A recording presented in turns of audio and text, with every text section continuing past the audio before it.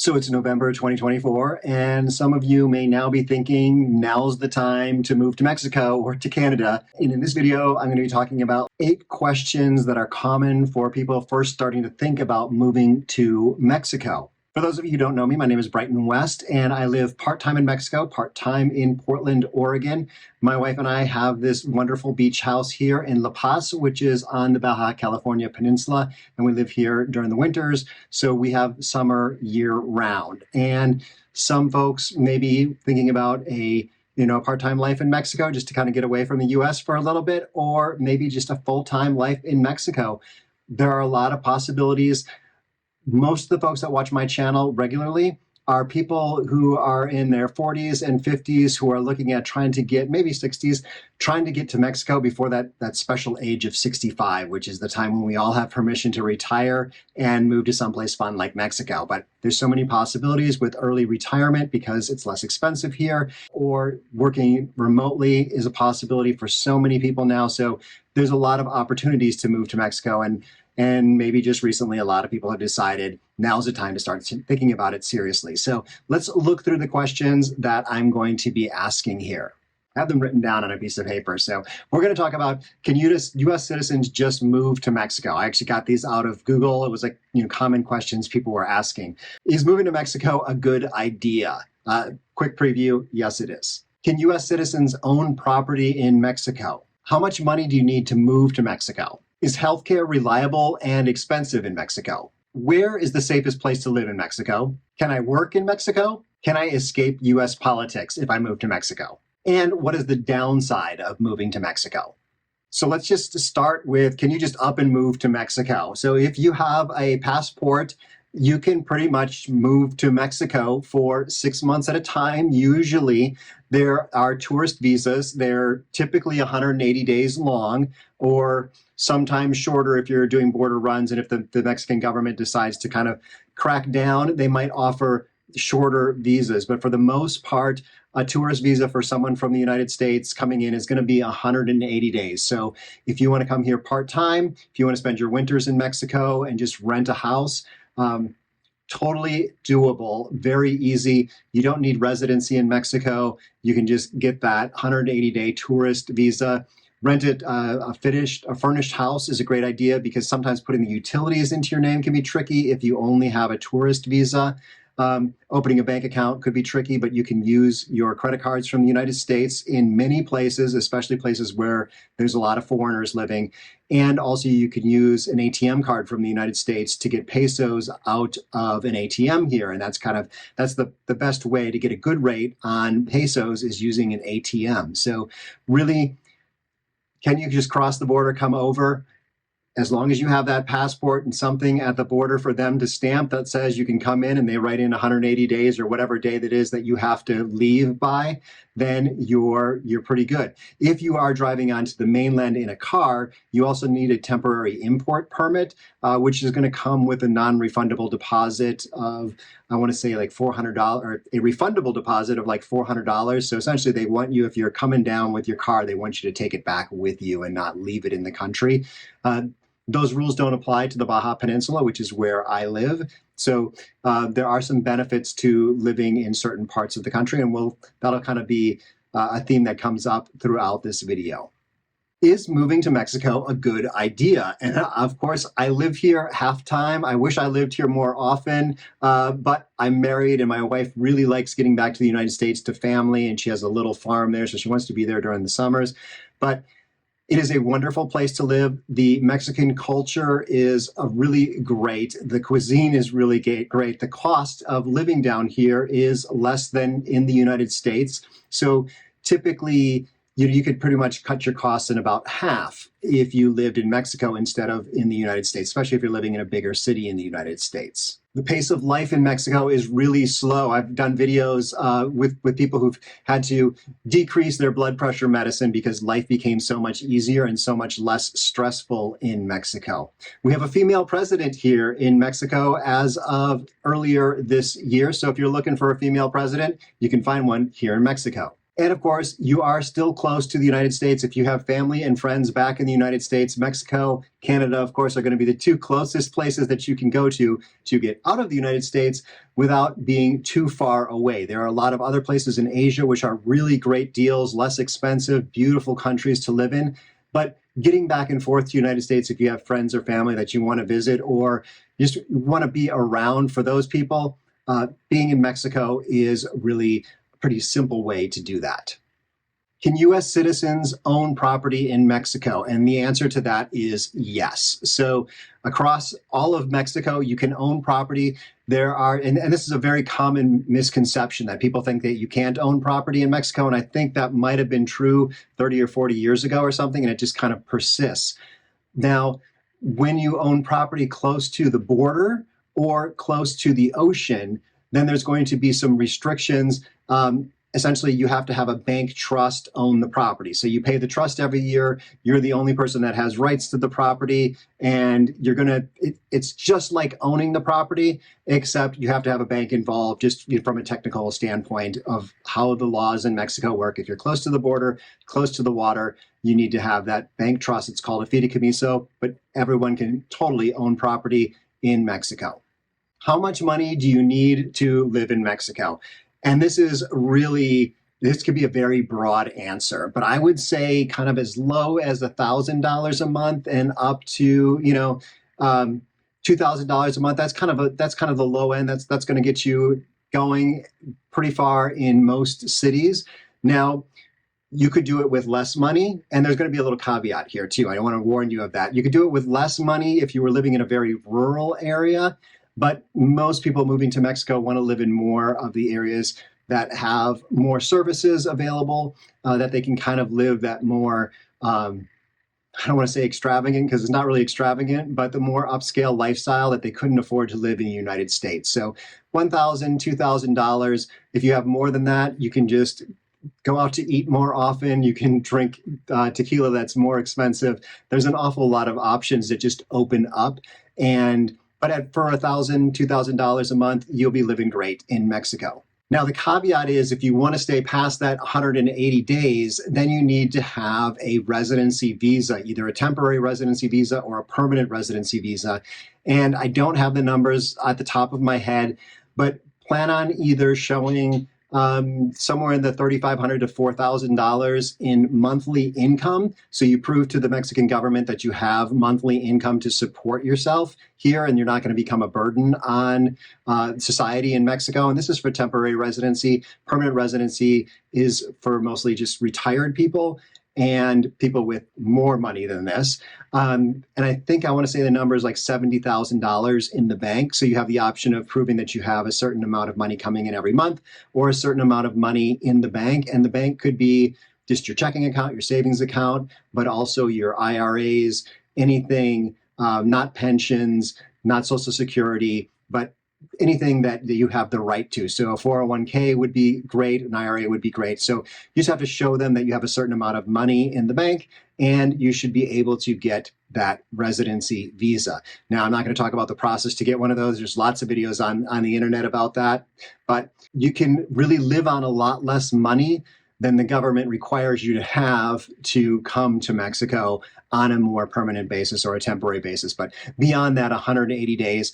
And once you're a resident, you have the right to cross the border back and forth as often as you want or as often as you don't want. So I know some folks that have gotten their residency and haven't left in 6 years. So if that sounds like a great option to you, the 180 days is not a guarantee. So I am comfortable. I am a permanent resident of Mexico, so I can stay here as long as I want. I could stay for the rest of my life if I would like to. And I can cross the border as often as I want. And that's something, depending on what you think things or how you think things will go in the United States, it might be nice to have that surety of being able to go into another country. Whereas Mexico may say, oh, okay, people who've been crossing the border a lot, we're going to give them less and less time here. We're going to, kind of force them to spend more time in the United States and less time in Mexico if you're doing the tourist thing, because they have records of how often you've been crossing back and forth. So for the most part, People have been doing that, and it's worked out fine for them as long as you get out within your 180 days. You don't want to miss that deadline. But having the surety of residency is something that I really, really like. I know we're only partway through the list, but I wanted to mention this to you. If you're enjoying this list, I want you to push the share button, because if you're watching this, there's a good chance that people that you know will want to watch this too. So go ahead, share it over on Facebook, share it on WhatsApp, share it on Twitter, even if that's your thing. I'd love it if we got this video out to more people who need to evaluate whether Mexico is the right thing for them at this point in their lives. Is healthcare reliable and expensive in Mexico? Reliable, yes. Expensive, no. So the healthcare here is great. A lot of the doctors, and we're looking at the major cities. That's something I should be clear here, is that you can move to a very small town in Mexico. But I'm in La Paz, which is the capital of Baja California Sur. It's a city of about 250,000 people, maybe. So this is a big city. Tijuana, Puerto Vallarta, Cabo, Cancun, any of those cities are going to have access to really great doctors, many of whom have trained in the United States but come back to Mexico because quality of life is great here.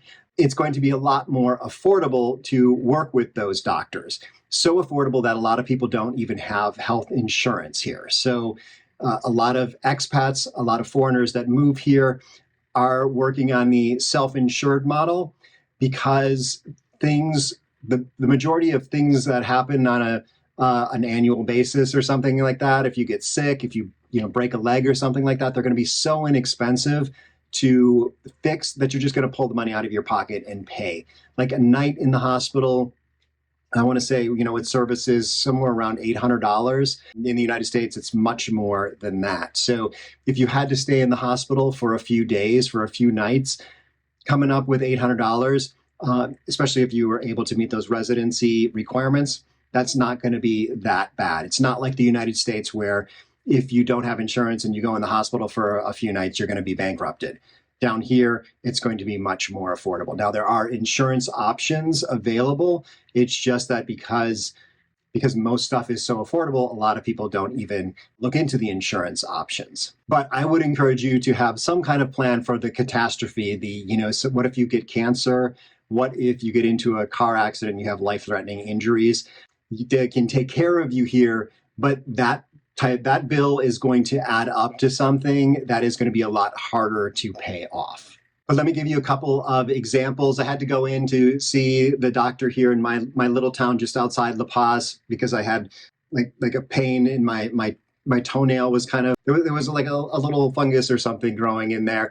The doctor visit and the antibiotics, I think it was a bacterial infection, because I never wear shoes here. I only walk around barefoot or in flip-flops. But anyway, the whole thing cost about $15. If I want to see a doctor at the hospital, kind of my regular, this would be essentially like my general practitioner who knows my name and is familiar with me, that is $50, and that visit might be an hour or so, maybe less than that, but really great service.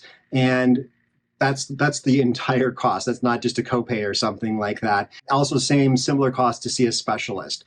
I had to have some chest x-rays, visit a doctor, and chest ultrasound, and the bill came to about $250 and was handled.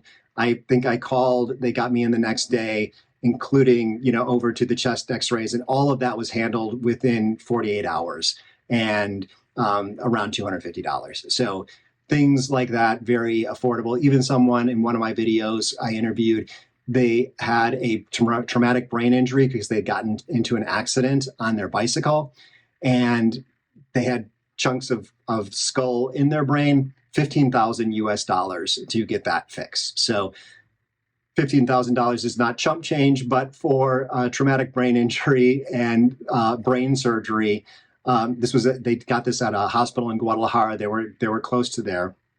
Once again, we're talking about different areas. So it was an area that had access to brain surgeons. So just like in the United States, if you live in a very rural area, you're not going to have a brain surgeon within half an hour of your house like this gentleman did.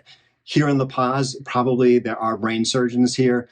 Mexico City and Guadalajara seem to have the best surgeons, the best hospitals in the country. So if something's serious down here, a lot of people will fly to those places to get care. But most of the areas that are popular with foreigners have really good hospitals. There's private hospitals, there's public hospitals. There's a lot of options, but you don't have to be afraid of healthcare the way you are in the United States. Where is the safest place to live in Mexico? Now, Mexico is actually a very safe country when you look at the places where most foreigners live. Most foreigners choose not to live in the very dangerous parts of the country. And there are some very dangerous parts of Mexico. It's the parts that we all hear about on the news, but they are really very small. And as a foreigner, it's pretty easy to learn which areas you need to stay away from. And other than that, people don't have guns here. The cartels have guns, the police have guns, and the military have guns, but individuals do not have guns, and individual criminals do not have guns. So although you will not be able to bring your gun across the border, the person who might burglarize your house is not going to have a gun. And they're not going to shoot you. Someone who's, I use the example of, it was like a General Hospital star. Someone was stealing his catalytic converter in LA, and he interrupted that, and he got shot and killed. Because all the criminals in the United States have guns, and they're not worried about using them. Down here, as long as you're not messing with the cartels, you're not messing with anyone with guns. So people might break into your car or something like that, but there's not going to be a violent interaction. If you were to have some kind of interaction with someone, you caught someone who's breaking into your car, the likelihood of getting shot and killed is almost nothing. Once again, if you're in an area that's controlled by the cartels and you're interacting with them, that's when it gets really unsafe. So what's the safest place? I'm not sure about the safest place, but pretty much any area where foreigners, where expats, the beach communities, San Miguel de Allende, Ajijic. There's many places where expats live. And if there's already expats living there, they're probably living there because it's a pretty safe place to live.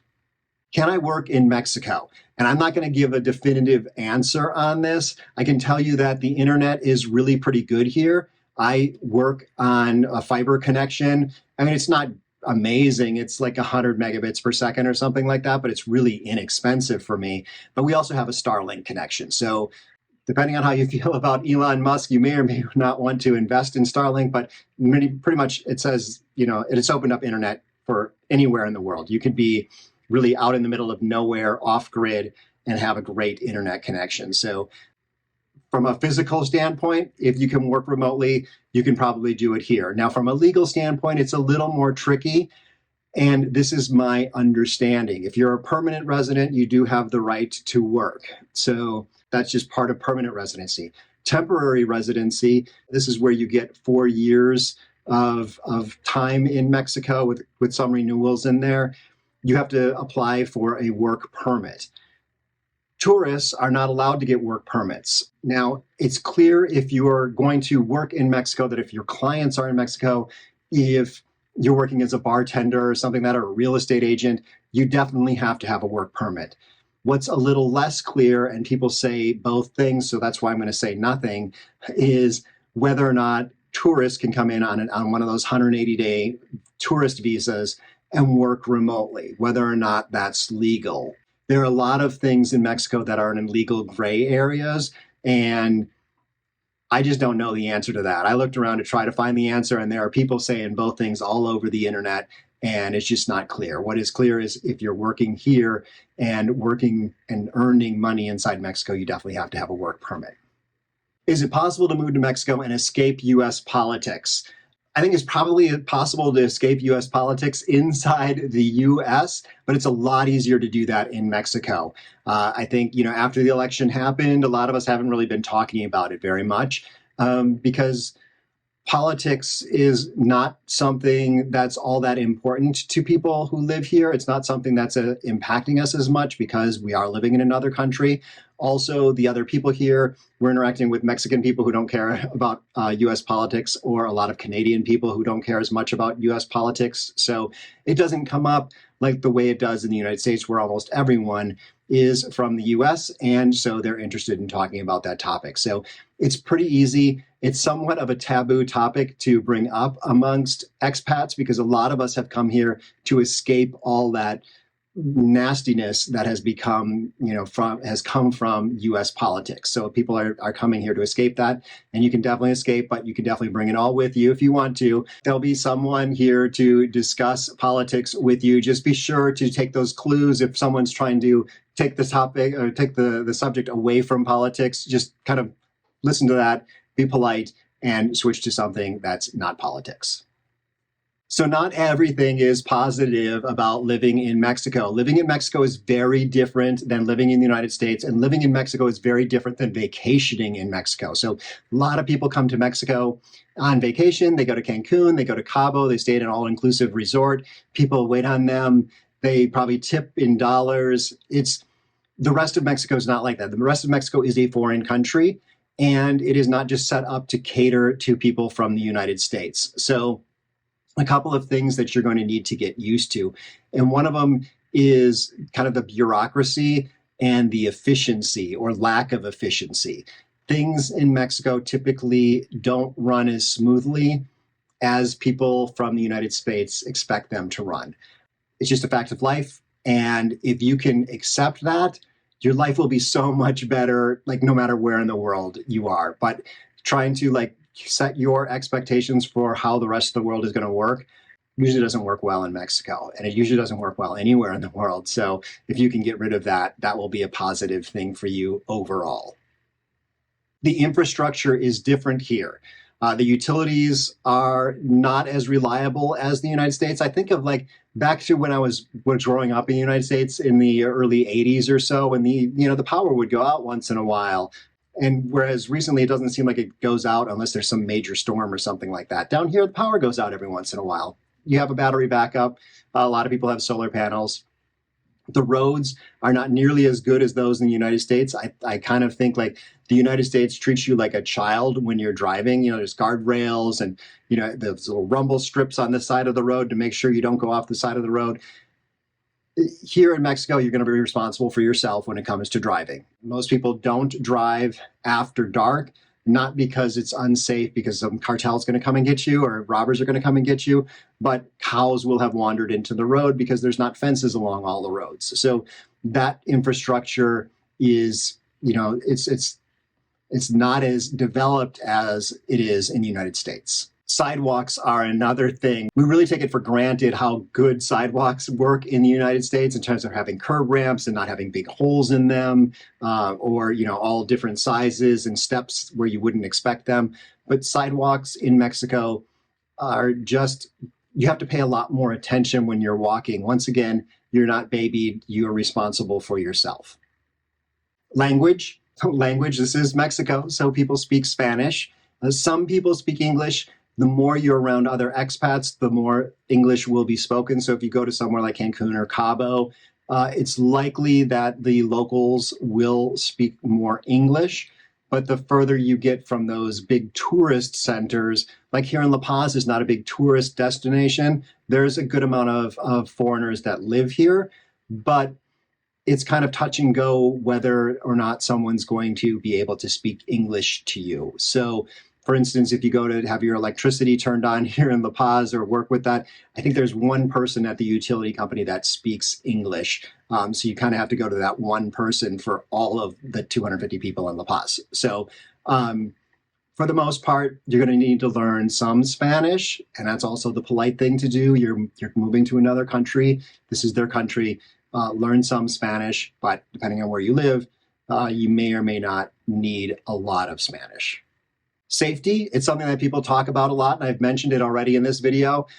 It'll be very safe to live if you live in an area, like I said, where other foreigners are already living because they've chosen to live in the safe places. If you want to live dangerously, Mexico's got some really dangerous places for you to live. So go for it if you want to do that. But if you just stay out of drugs, stay out of any kind of cartel business, you'll be pretty safe here in Mexico. Here's one that not many people think about, and it's currency risk. So even when things are going sideways in the United States, the US dollar is still one of the safest places for your money to be. So, as someone said, when the U.S. sneezes, the world gets a cold. So even if something's going sideways in the United States, currency-wise, the dollar is probably a really good investment. So if you put a lot of your money into pesos, or you have investment here, like you buy a house and it's in pesos, there's currency risk in terms of the dollar will probably become stronger than the peso over time. So if you own pesos, they become less and less valuable compared to dollars. So there's ways to deal with that in terms of keeping some money in pesos, some money in dollars, but just something to consider. So water, global warming, and weather. There's a lot of places in Mexico that are running low on water. There's just not enough supply of water. And so that is a problem. That's a problem in many places, but a lot of places in Mexico do have that problem. Global warming is probably coming, and it's probably coming at a faster pace in the next several years. So there's a lot of water communities on the ocean. Our house is right here on the beach. So, there is sea level rise, which is probably less of an issue, and more so more violent weather events because the oceans are a lot warmer. It's probably, I would say, a little bit less scary than like in Florida, because the way the storms come and gain power over the Gulf, but they do come, they can get powerful in the Gulf and they can hit the Yucatan Peninsula.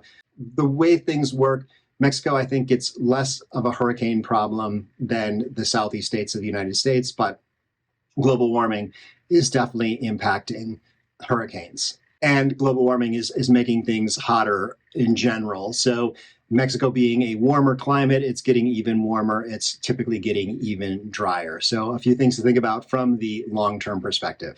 This one's a little bit funny, but it's might as well mention it because it doesn't happen in those resorts in Mexico. And that is, for the most part, most places, you can't put your toilet paper down in the toilet. So toilet paper goes in a trash can next to the toilet and then goes into the garbage. It takes a little bit of getting used to, and some people, it's a little bit freaky for them at first, but I thought I'd mention it. And lastly, Mexico is a loud country. There's a lot of music here. There's chickens, there's dogs barking. Part of the culture here is really accepting kind of anything that's happening. And so if you want to play your music loud, everyone's going to accept that. If your neighbor's playing their music loud, it's kind of expected that everyone else accepts it. So if you're really into controlling the surroundings around you, either live way out in the middle of nowhere in Mexico, or maybe live in a really regulated, like homeowners association type community, maybe that would help, where they don't allow music after a certain time at night, as long as it's big enough, because there'll be music coming from the nearest city. But it's something to think about. I love noise machines, and I think getting a noise machine and just playing that at night really drowns that stuff out and allows you to get some sleep without getting like stuck in your head about how angry you're getting about noise. So there are options to deal with it. So I hope this has helped you on your thought process of whether or not Mexico is a great place for you to live in the coming years. So check it out. I've got lots more videos on my channel. You'll find those up here, and I'll see you soon. Hasta luego.